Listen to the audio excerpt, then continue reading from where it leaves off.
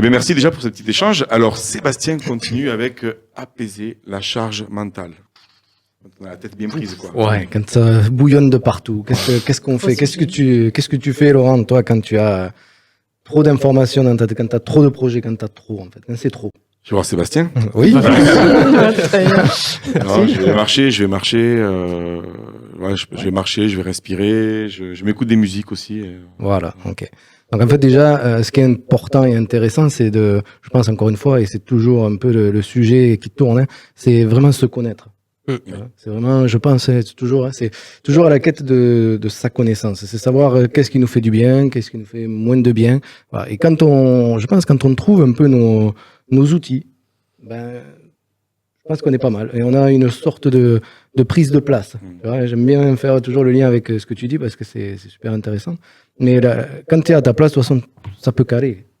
Ça peut caler, qu'on soit à sa place au niveau du travail, qu'on soit à sa place dans sa vie personnelle, professionnelle, tout va bien. D'accord. Donc l'idée, c'est d'avoir quelques outils pour essayer d'abaisser cette charge mentale. Et cette charge mentale, pour l'abaisser, il y a plusieurs outils. Mais moi, j'en ai quelques-uns qui tournent autour du Qigong. Alors, le Qigong, tout le monde connaît un petit peu plus ou moins ce que c'est. Amandine, tu connais? Oui. Ouais, super. Donc, le Qigong, ce sont des postures. On travaille l'énergie. Alors, Qigong, ça veut dire Gong, c'est travail. Qi, énergie, travail de l'énergie. Donc, j'enseigne le Qigong du côté de la Salvetat à Saint-Gilles, au château du Cap-Herran. J'enseigne donc le Qigong sur des groupes qui veulent aller sur du Qigong plutôt thérapeutique. Le Qigong, c'est une des branches de la médecine traditionnelle chinoise, donc c'est pas juste du sport, d'ailleurs c'est pas considéré comme un sport. Hein. Et du coup, comment on peut faire pour abaisser cette charge mentale? Il y a l'ancrage, le travail de l'ancrage. Alors l'ancrage, est-ce que ça vous parle, Laurent? Est-ce que ça te parle, toi, l'idée de qu'est-ce que ça veut dire pour toi l'ancrage? C'est un truc avec l'histoire de bateau, de la marine, non? Non, mais ouais, c'est vraiment comment. Voilà, mais en fait, c'est ça, exactement. C'est comment je m'ancre dans le sol, en fait, et pour garder comme un arbre, quoi. Voilà, alors, effectivement, il y a cette vision de l'ancrage qui est, en Qigong, on pratique la posture de l'arbre. Donc, littéralement, c'est une posture où on a l'impression de faire comme un arbre, quoi, d'enlacer un arbre, et où nos pieds vont s'enraciner, vont rentrer dans la terre. Il va y avoir une visualisation de cet exercice-là. Mais l'ancrage n'est pas que ça. Hein. L'ancrage, c'est, tu disais tout à l'heure, toi, tu aimes bien marcher. On peut s'ancrer en marchant. Hein, en prenant en compte l'endroit où on marche. En fait, c'est se retrouver face à soi. Est-ce que tu visualises comme ça quand tu marches? Est-ce que tu visualises les pieds qui se... Ouais, c'est des techniques que j'enseigne également en méditation. On fait de la marche méditative, où suivant où tu marches, tu vas prendre en compte déjà le positionnement de tes pieds, comment tu poses tes pieds au sol. Alors ça paraît tout bête, mais vraiment c'est le retour à soi. Alors quel lien avec l'abaissement de la charge mentale? C'est-à-dire que notre charge mentale, s'il y en a trop, on va souvent, littéralement, ce qu'on dit, c'est je perds pied. D'accord? Je perds pied. Donc, c'est ce qui est important pour abaisser cette charge mentale, c'est retrouver nos pieds, en fait, notre base.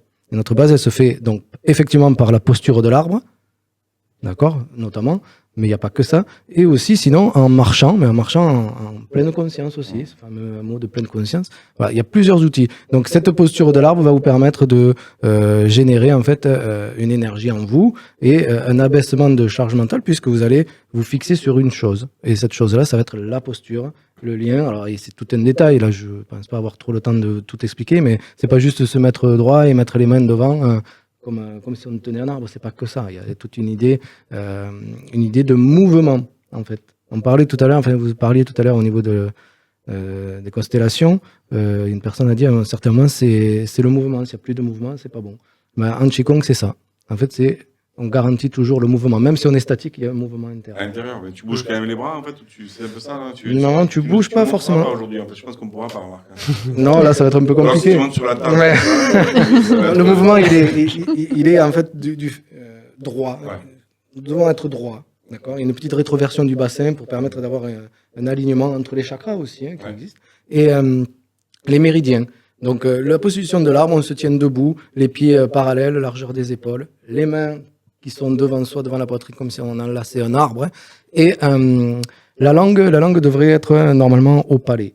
C'est petit détail, mais pourquoi? Parce qu'en fait, au niveau du palais, cette langue, quand elle connecte le palais, la langue, on connecte 2 extraméridiens qui ne sont jamais connectés ensemble. Alors, je fais pas un cours là, mais on a 12 méridiens plus 2 extraméridiens. Et les 12 méridiens se relient à un certain moment à certains endroits de notre corps. Et les 2 extraméridiens ne sont pas reliés, ils ne se relient qu'entre eux. Donc c'est devant, au niveau de la poitrine, tout le devant et tout le derrière au niveau de la colonne vertébrale. Et ces 2 extraméridiens se réunissent que quand on a la langue au palais.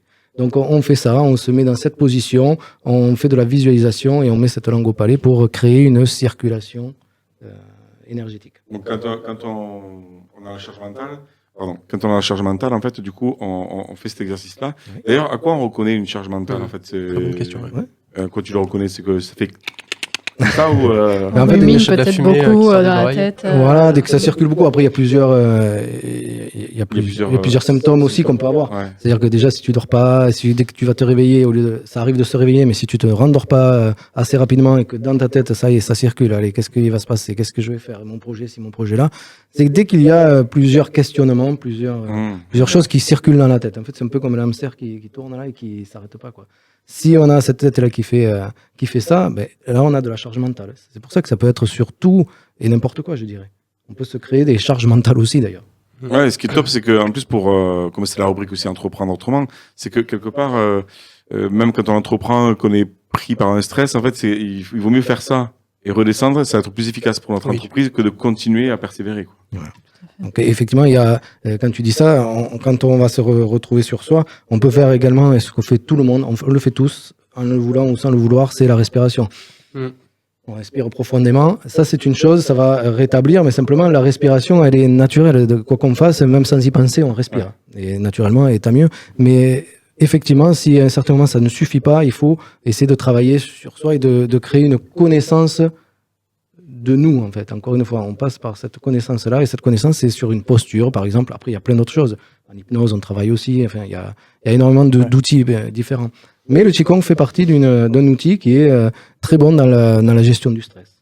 Ok, ben donc, la régie, si elle veut déjà envoyer les photos en suivant sur des postures que j'avais fait justement cet été. Je sais pas si elle les... Voilà. Donc uniquement cette posture, mais c'est un dérivé de la posture de l'arbre, hein, où les mains sont jointes et on est ancré. Là, il y a une visualisation qui se fait. Forcément, en plus, si on est dans la nature, c'est encore mieux, mais ça peut se pratiquer n'importe où, chez soi ou ailleurs, il n'y a pas de souci. En suivant, voilà, la posture de l'arc. Donc c'est une des postures qu'on pratique aussi dans les 8 pièces du brocard. Donc c'est des techniques intéressantes aussi, qui sont très connues dans le monde du Qigong. Voilà, qu'on imagine. Donc c'est la visualisation comme si on avait un arc entre les mains, qu'on allait tirer une flèche. Voilà, donc après les mains comme un salut en arts martiaux chinois. Les pieds sont bien ancrés au sol et la respiration, on la met en supplément et on l'utilise avec la langue au palais. Comme ça, on connecte, comme je vous ai dit tout à l'heure. Donc tous ces petits exercices peuvent vous aider et nous aider à être plus zen. Tu recommandes de le faire souvent? Combien de temps? Alors après, il n'y a aucun... du moment que ça devient un effort, c'est plus la peine. Ouais, voilà. Il faut toujours que ce soit un plaisir, en fait. Oui. La contrainte doit être minime par rapport au plaisir. Voilà. Au début, bon, il faut qu'on se conditionne, hein, comme pour tout, hein, mais comme au sport. Au début, quand on va courir, qu'on fait quel que soit crossfit, il me semble que tu fais du crossfit. Ouais. Donc au début, on se pousse un peu. Allez, je vais y aller. Mais après, si c'est fait pour nous, comme tu disais tout à l'heure, si c'est fait pour nous, il nous tarde l'heure de le faire. Ouais. Et l'envie, quoi. Voilà. S'il y a cette envie, on est dans le bon truc. S'il n'y a pas cette envie, il faut peut-être trouver un autre outil. C'est ça. Donc le Qigong, c'est également ça. Ça peut être la méditation, le Qigong. Je crois que tout à l'heure, ça va être yoga, etc. Ouais. Je pense, on en parlera. Mais je pense que si c'est du plaisir, si on sent quelque chose, c'est pour nous. Donc il faut y aller, quoi. Il faut faire. Merci Sébastien. Alors tu donnes des cours tout individuels, mais en groupe aussi. Voilà, individuel. Je fais de l'accompagnement, même en Qigong. Ouais. Je fais de l'accompagnement. Et également en collectif. Ouais. En collectif, ouais. Donc c'est au château, pareil, il doit y avoir normalement au niveau de la régie la dernière photo. Voilà, donc les mercredis et les jeudis. Mercredi, donc c'est pour les avancés, hein, puisqu'on va travailler sur des thèmes assez spécifiques et on va aller un peu plus haut dans les techniques et dans les ressentis surtout. Et le jeudi pour les débutants et en plus en cabinet sur les pratiques individuelles. Voilà, c'est à côté de Fontenay. En tout cas, vous avez le site sébastienspenant.fr. Oui, ou taodelarultime.com aussi. Ou Tao de l'art ultime. Vous avez les informations sur tout ce que fait Sébastien, parce que tu fais aussi de la formation. Tu fais, formation et après thérapeute aussi. Voilà, qu'on peut trouver sur quel site d'ailleurs? Thérapeute.com. Vous avez avec les avis plus les prises de rendez-vous possibles et tous les outils que j'ai pour vous aider, pour vous accompagner dans un état un peu plus relaxé. Voilà, donc en tout cas, si vous voulez voir Sébastien en tant que thérapeute, que ce soit l'hypnose ou autre, la réflexologie, vous allez sur le site de thérapeute.com. Si vous voulez prendre des cours de Qigong ou d'arts martiaux aussi, ben en fait ça c'est encore notre volet de défense urbaine et de Jeet Kune Do. Et puis après sinon en individuel, en fait il peut vous coacher aussi au niveau perso pour aller calmer la charge mentale. À l'apaiser. Excellent. Ben, merci Sébastien. Merci Laurent. Autre chose ou c'est bon? C'est bon pour moi, merci.